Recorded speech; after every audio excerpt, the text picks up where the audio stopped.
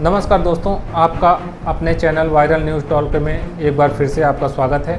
आज हम बात करने वाले हैं अहमदाबाद में उस भीषण विमान हादसे की जिसने पूरे देश को झकझोर कर रख दिया था। एयर इंडिया की बोइंग 787 ड्रीम लाइनर ने जो अहमदाबाद से लंदन के लिए उड़ान भर रही थी, टेक ऑफ के कुछ ही सेकंड बाद दुर्घटनाग्रस्त हो गई थी। इस हादसे में 260 से ज़्यादा लोगों की जान गई थी। अब इस मामले में एक नई प्रारंभिक रिपोर्ट सामने आई है जिसमें कुछ बेहद चौंकाने वाले खुलासे हुए हैं। भारतीय विमान दुर्घटना जांच ब्यूरो AAIB ने इस हादसे की प्रारंभिक रिपोर्ट जारी की है। यह रिपोर्ट 15 पन्नों की है और इसमें कई महत्वपूर्ण बातें सामने आई हैं। सबसे बड़ा खुलासा यह है कि विमान के दोनों इंजनों की ईंधन आपूर्ति फ्यूल सप्लाई टेक ऑफ के बाद कट गई थी। रिपोर्ट के मुताबिक टेक ऑफ के सिर्फ 3 सेकंड बाद इंजन 1 और इंजन 2 के fuel cut off switch run से कट ऑफ की स्थिति में चले गए थे। इसके 1 सेकंड के भीतर ही दोनों इंजनों ने जोर खो दिया था और विमान नीचे आने लगा था। रिपोर्ट में कॉकपिट वॉइस रिकॉर्डर CVR की रिकॉर्डिंग का भी जिक्र है। इसमें एक पायलट दूसरे पायलट से पूछता है, तुमने फ्यूल क्यों कट किया?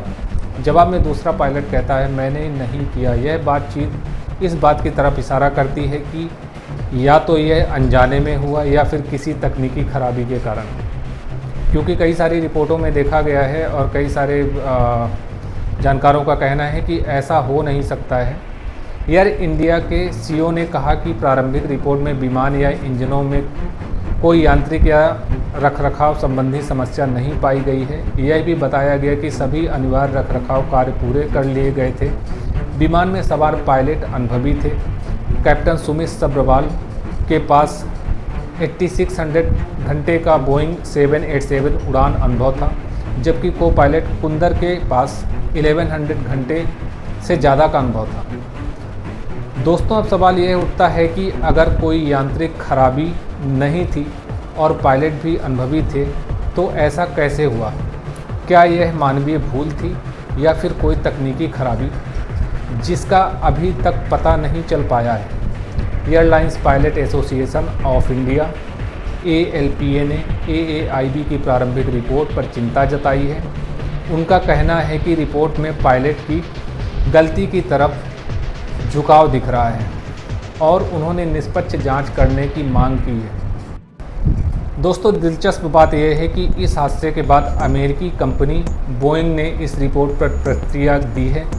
कुछ रिपोर्ट में 2018 के एक FAA federal aviation administration bulletin का भी जिक्र है, जिसमें बोइंग 737 विमानों के फ्यूल कंट्रोल स्विच में संभावित गड़बड़ी के बारे में चेतावनी जताई गई थी। हालांकि उस समय इसे अनिवार्य नहीं माना गया था, इग्नोर कर दिया गया था। लेकिन क्या यह उस पुरानी खामी से जुड़ा हो सकता है जिसकी पूरी तरह से जांच नहीं की गई थी? दोस्तों, इस रिपोर्ट में कई सारे सवाल लोगों ने उठाए हैं और कई सारे समस्याओं का जिक्र भी हुआ है। दोस्तों, यह एक बेहद जटिल मामला है और अभी जांच जारी है। AAIB ने अपनी अंतिम रिपोर्ट जारी नहीं की है। कई सवाल अभी अनुत्तरित हैं। यह विमान हादसा हमें यह याद दिलाता है कि हवाई यात्रा कितनी सुरक्षित होने के बावजूद छोटी सी चूक या तकनीकी गड़बड़ी कितनी भयावह हो सकती है। आपकी इस बारे में क्या राय है? आपको क्या लगता है कि इस हादसे का असली कारण क्या रहा होगा?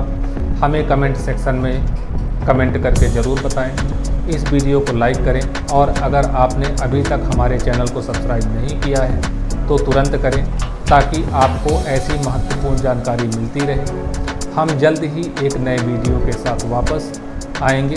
तब तक के लिए आपका बहुत बहुत धन्यवाद। सुरक्षित रहें, अपना और अपनों का ख्याल जरूर रखें। धन्यवाद।